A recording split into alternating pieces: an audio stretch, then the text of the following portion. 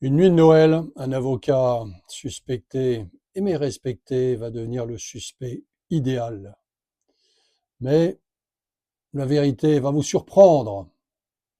Bonjour, eh oui, là je vous parle d'un film français culte pour moi, qui s'appelle Garde à vue.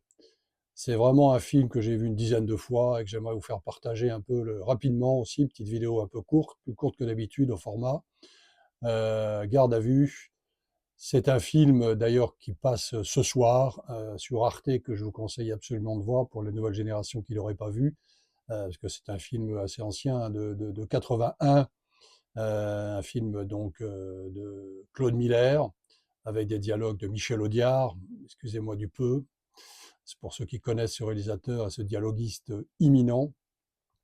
C'est un huis clos, hein, c'est un style que les Français savent très bien faire. Donc tout se passe dans une pièce, un commissariat. Donc c'est un huis clos avec quelques petites scènes extérieures, mais très très très courtes. Hein. Garde à vue. Donc les acteurs principaux, l'immense Michel Serrault, immense, immense. Lino Ventura, n'en parlons pas, c'est vraiment voilà. Et Romy Schneider aussi qui fait un rôle moins important mais primordial. Hein. Donc la veille de Noël, ambiance très très bien rendue, magnifiquement rendue, malgré le côté huis clos qui se passe uniquement dans une pièce avec le commissariat. Euh, on sent tout de suite qu'on est dans Noël, avec des petites scènes vraiment très touchantes. Hein. Et Guy Marchand il aide Lino Ventura à interroger donc Michel Serrault. Hein. Donc voilà, donc c'est un avocat tenu par Michel Serrault, un avocat prospère et très respectable. On se sent tout de suite par son rôle, son jeu, est suspecté du meurtre de deux jeunes filles. Donc il est convoqué au commissariat la veille de Noël. C'est très important ça. Hein. L'ambiance est glaçante hein, parce qu'il neige en plus dehors. Hein. Donc au fil de l'interrogatoire, on va avoir des contradictions qui vont apparaître, des secrets qui apparaissent, notamment la vie conjugale avec sa femme, Romy Schneider, qui fait chambre à part, qui vit dans une chambre voilà, à part. Et lui, on revoit des flashbacks où il voudrait aller dans sa chambre, mais c'est pas possible. Donc ça le hante. Il est hanté par cette vie conjugale désastreuse. Sa femme le hait, ne peut pas le voir.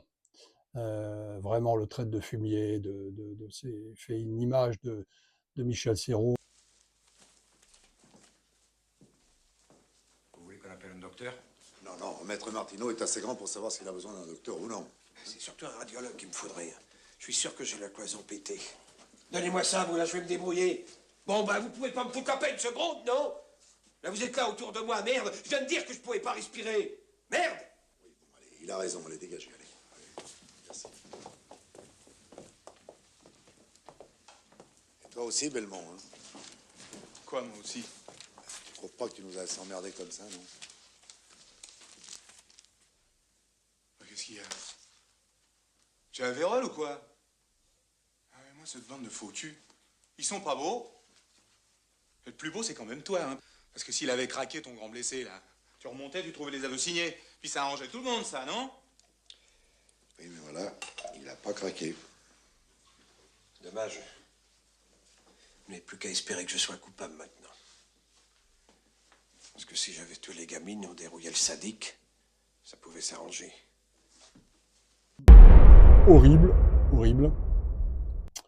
Il y a une scène, donc voilà, donc il est interrogé, donc Guy Marchand le maltraite, il est complètement fou, il veut absolument que ça soit le coupable idéal, il peut pas le voir non plus, il arrive même à une scène où il le frappe, il le tape, il y a une bagarre incroyable entre Guy Marchand et Michel Serrault, mais qui est poignante, qui est poignante.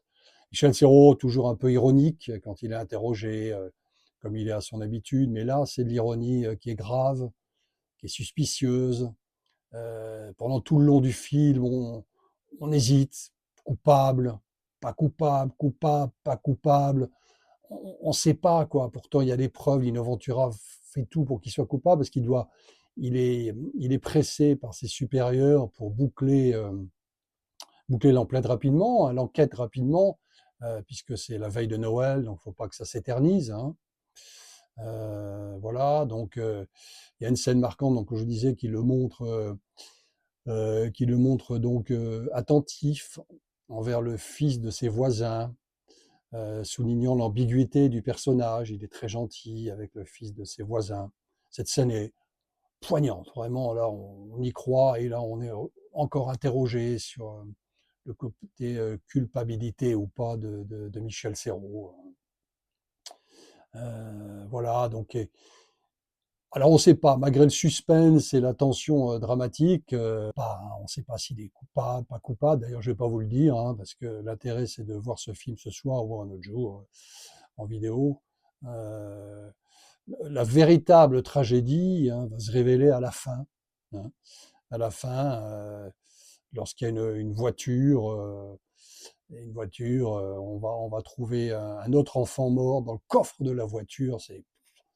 Alors que sa femme, Romy Schneider, l'a accusé, hein, pendant tout le long, elle l'a accusé, c'est lui le coupable, c'est lui qui a tué les enfants, etc. Voilà, donc je vais pas du tout vous dire la fin, parce que même moi, en ayant vu ce film 10 fois, j'ai encore des doutes sur la culpabilité de Michel Serrault ou pas.